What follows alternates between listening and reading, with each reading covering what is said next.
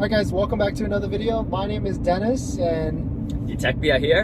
And you guys know that we have been in a Cybertruck for at least or almost a week now, and it's got over, I don't know, 1,500 miles. So we wanted to do a follow-up video on our first impressions and kind of give you a recap on what is our impressions after driving it for a week. And so the first question is it overhyped? David, what do you think? I think there's a sense in that right now that it is kind of like the talk of the town. So a lot of people are talking about it. Everybody wants it.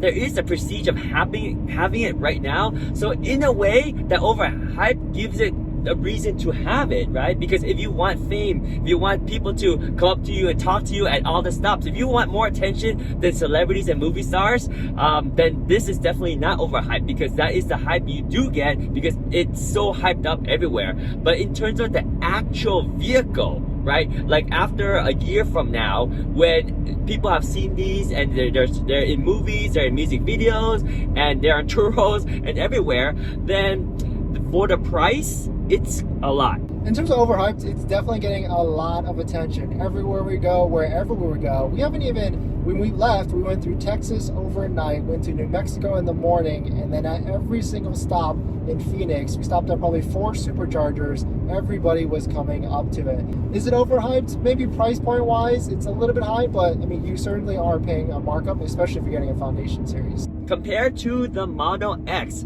how is the Cybertruck after you've driven the Cybertruck for a week? And not just driven it a little bit, we've been driving like for probably over 30 hours. So I've had all Teslas, the 3, the Y, the S, and now currently the X. And when we first got into the Cybertruck, I certainly was pretty hyped. I was maybe excited, overly excited, and I was pretty much telling everybody that the Cybertruck is probably 50% more comfortable than the Model X. But now that we've had it for like a few days, almost a week now, I'm dialing that down a little bit back. Maybe if I were to be realistic and balanced with myself, it's like 30% more comfortable. Don't get me wrong, it's still a great, fantastic ride, and I think what it really adds to it is the ride height. Because you sit so high, you just feel more security and strength and everything, where you're driving all over the place and you feel like you can take over the road. And the biggest thing with comfort is if you are a Model 3, Model Y, S, or even X owner, when you're driving on highway at highway speeds 80, 90 miles an hour, and you hit some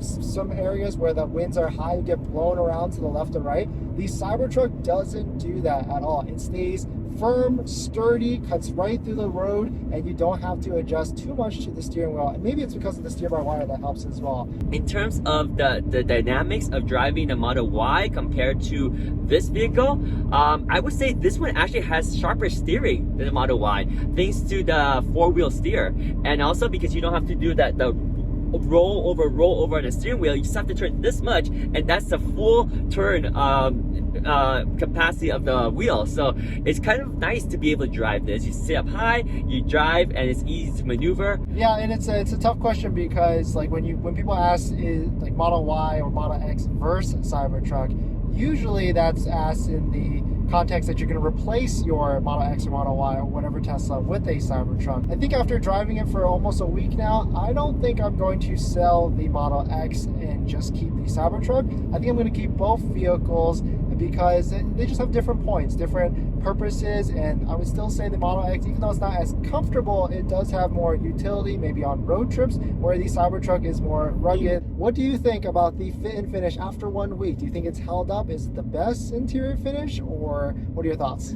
Those are very good points. Yes, I have been lucky as my first Tesla to be a late 2023 Model Y performance. And if you guys have been following Dennis, he talks about all these information about Teslas, and he has confirmed that the 2023 Model Y has the best fit and finish. So I didn't get the luxury, unfortunately, of experiencing the low build quality of the other vehicles, the Model X and Model S included. So my Model Y has been built pretty well. Now here's an interesting thing that Dennis mentioned to me, that although the material itself in the Model Y is not as premium as the S and the X or the Cybertruck, everything is built well in terms of the fitment and the rigidity of the pieces. There's no creaks, there's no rattle. This Cybertruck, I would say it is a notch on top of that. Things are even more rigid, more solid. Like the seats are not quite as comfortable as a Model Y because it's truck seats, right? They're durable so that you can sit in here, you can jump in here with your belt, with your rough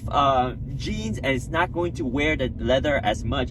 Inside the back and the front and everywhere, it's more rugged, and I like that because it's more durable. So in summary, I would say it's definitely better fit and finish than even my Model Y. What is your impressions on the exterior of the truck after having it for a week? So I would say by far it is built like a tank. It is the most overkill exterior, and that's a great point, a great thing that I've ever seen in a vehicle. This one might as well be an armored vehicle. It is built really well. The steel panels are bulletproof and they are just rigid. Not only are they bulletproof like by concept, but like when you knock on them, you can feel that it's not thin metal. It's not the metal that you find on your typical Tesla Model Y when you're trying to close the front and you can easily dent the hood. No, this one is very thick metal. The glass windshield itself, I've heard from Jay Leno's video when talking to Tesla engineer that it is very resistant to rock chip. Now we obviously hadn't had that experience yet, but it is a huge, massive windshield and it looks amazing for the visibility. And in terms of the exterior durability of it, if it gets any rock chip, it will not propagate because that's by design, and you can feel it with a special filler that should make it almost like there's no defect at all, because you know, once you feel glass and you kind of get the right finish on it, it kind of blends in. So I'm excited to see how that works. Definitely overkill with all the different steel around it, and it was pretty funny when you stepped on it. We were like trying to figure out the stepping on the tonneau, would it actually do any sort of damage? We were like analyzing it, looking at it after, did it dent or anything like that, but it was perfectly fine. That is probably the one drawback, is fingerprints. I mean, I echo a lot with everything TechBS said with the quality and the hardness of the steel, and you know, it seems like it could take a beating, but fingerprints is a big issue if you're a type of Tesla owner, which I know a lot of you are, that install screen protectors on your screen for the Tesla because you don't want to see all those fingerprints. Then you are going to get very annoyed or OCD with all the fingerprints on your Cybertruck. There's really no way to open the door. Well, you can open the door without touching it with your fingerprint, but closing it, you are 100% going to use your fingerprints, and so is your family, friends, passengers, whoever. But besides that, I mean, 10 out of 10, 9 out of 10, a great looking vehicle, very polarizing, and exterior is very high quality. So we're going to give our first impressions or our follow-up impressions 1 week later on the driving dynamics. For me, I was super overwhelmed. We picked up the car, I call it a car. We picked up the Cybertruck at 8 p.m. and we started to hit the road around 9-ish, and it was dark and we were traveling these interstate roads that didn't have any lights. So my first reaction was, wow, this thing was a beast. It was big. The steer-by-wire was a little bit uncomfortable because you didn't know how much to turn on the small parking lots, and you didn't know how much to turn on the freeway.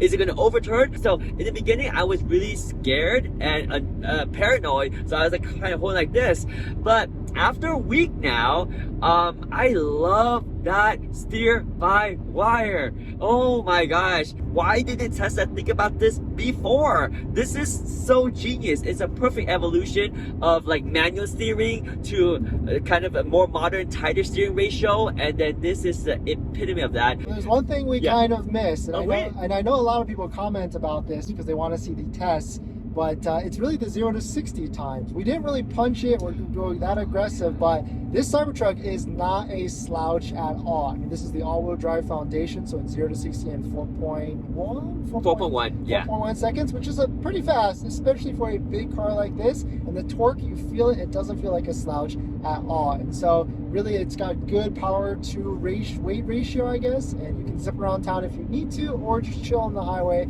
at highway speeds at the same time. So the first night we got our Cybertruck, we made a series of videos where we went over our first impressions, and one of the topics was, don't buy a Cybertruck, here are the 3 reasons why. So we wanted to do a 7-day follow-up and kind of touch on all those 3 reasons. So TechBS, what are those 3 reasons we talked about that first day? These 3 reasons is the price, the practicality and the size. But let's first talk about the price. Do you think the Foundation series at its price point of 100K or 120K is worth it?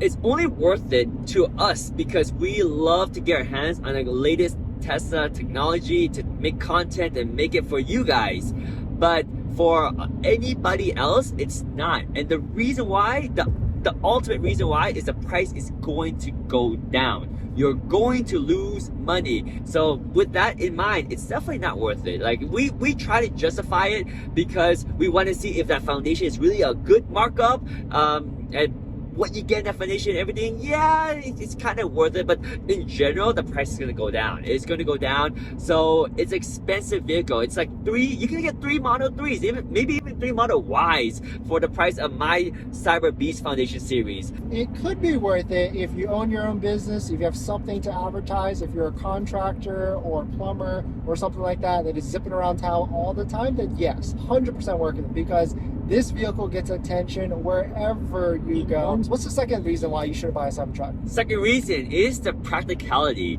The practicality of the Cybertruck is not what you would call practical, unless you are a construction worker and you need a pickup truck. And in that case, that's a different debate.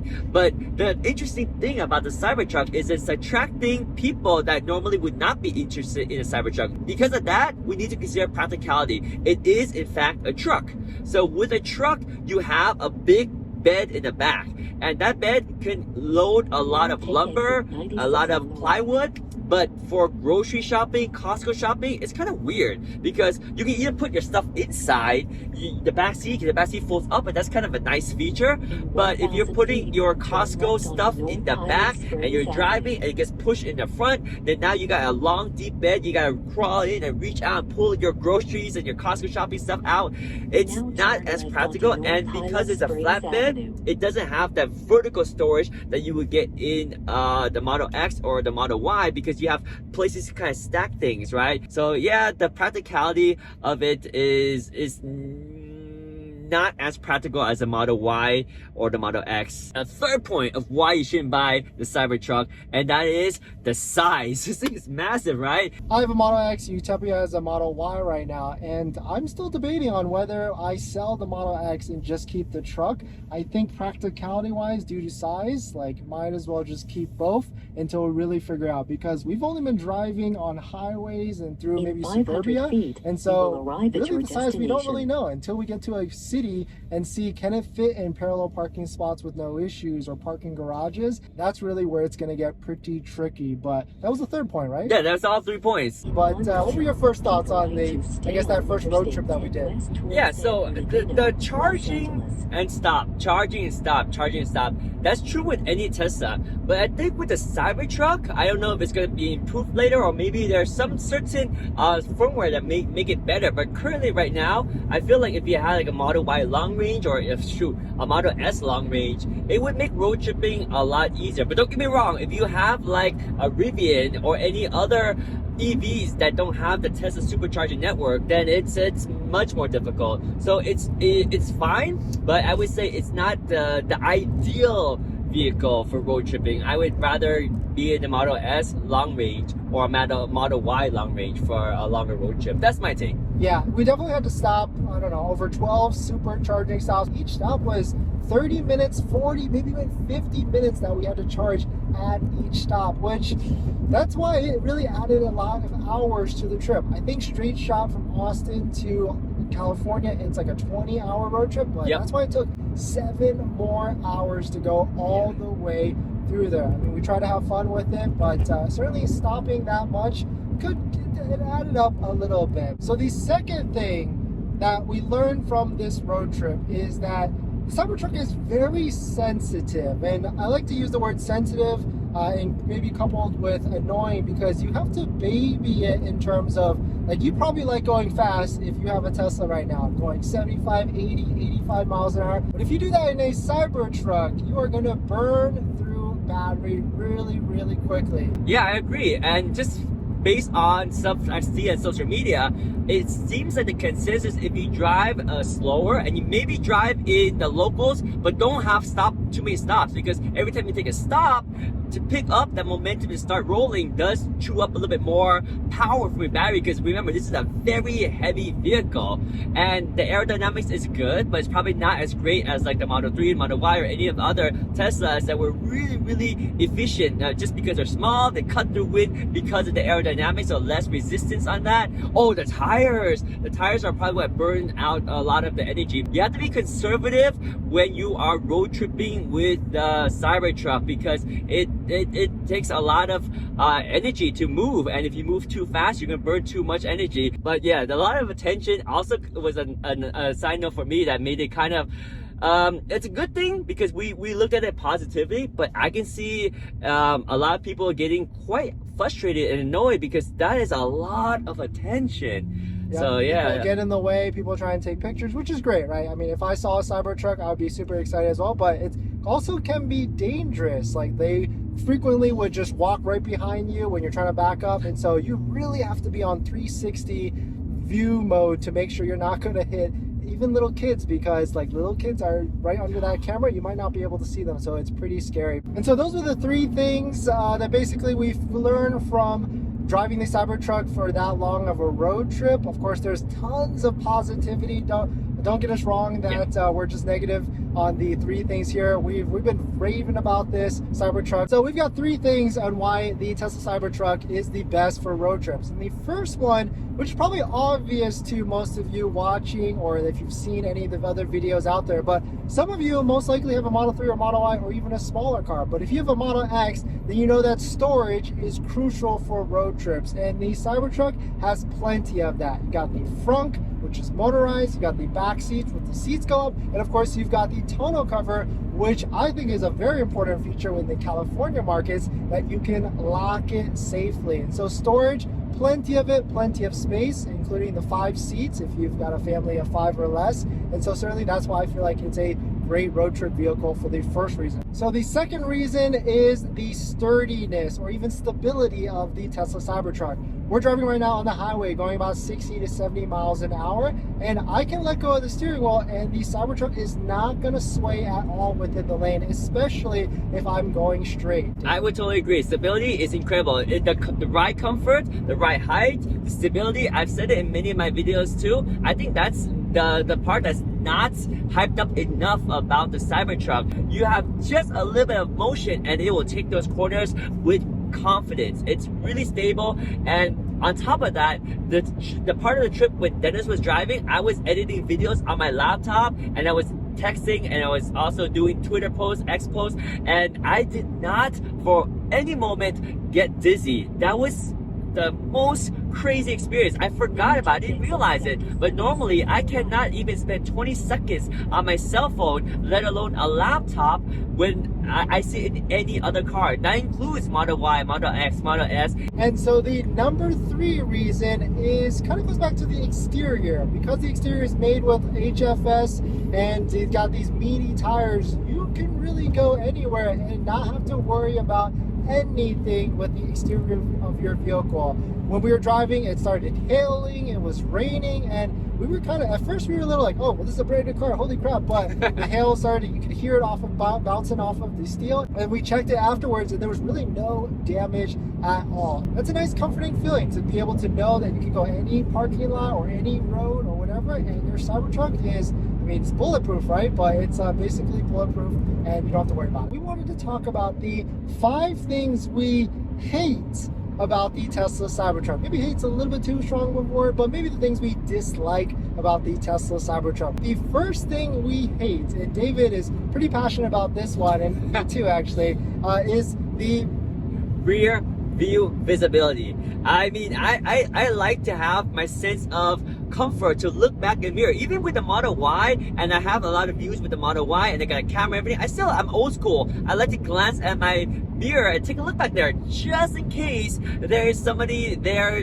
You know, I just want to see it. It just gives me comfort. And with the Cybertruck, you can see right now we have the tonneau cover open, and you can see back there. It's great, but it's a small area. It's small. You even have a small mirror up here too. But small is not my complaint. My complaint is that you don't see anything if you have the tonneau cover up. And on road trips, for fuel, I should say energy efficiency, you want to have the tonneau cover up so that the wind will kind of glide over that liftgate without causing a lot of resistance. So on long road trips or even just driving around and trying to be efficient, you got to close that tonneau cover, and when you do, you don't got that rear view visibility. And the second reason is the length. And I don't know if I 100% hate it, maybe it's just annoying to me, but the length of the Cybertruck is something you certainly have to get used to. And the main reason is because the Tesla superchargers aren't built for these long trucks just yet, from the location of where the charge port is to the Tesla supercharger. Most of the time when we arrived at supercharging stations, we had to back up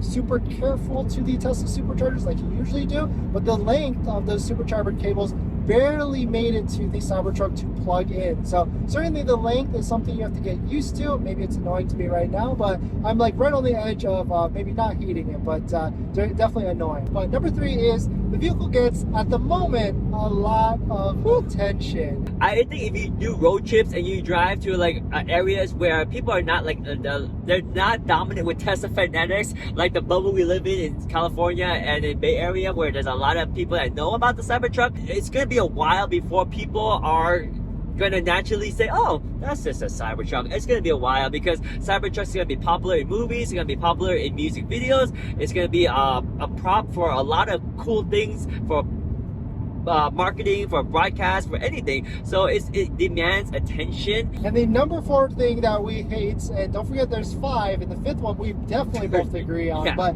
number 4 is the doors. And I'm not talking about the strength of the doors or the bulletproofness or airproofness. I'm talking about the weight, because if you have a door that's bulletproof, you can imagine it is very heavy. And I'm even scared, like maybe one day I might close my hand on the door, or a passenger was, like, I don't know, I don't want to see what's going to happen if that actually happens. But the heaviness of the doors is my number 4 reason. And so the number 5 reason that we both agree that we hate about this Cybertruck, and it's definitely a learning curve. We've learned a lot on the road trips. But the 5th thing is efficiency.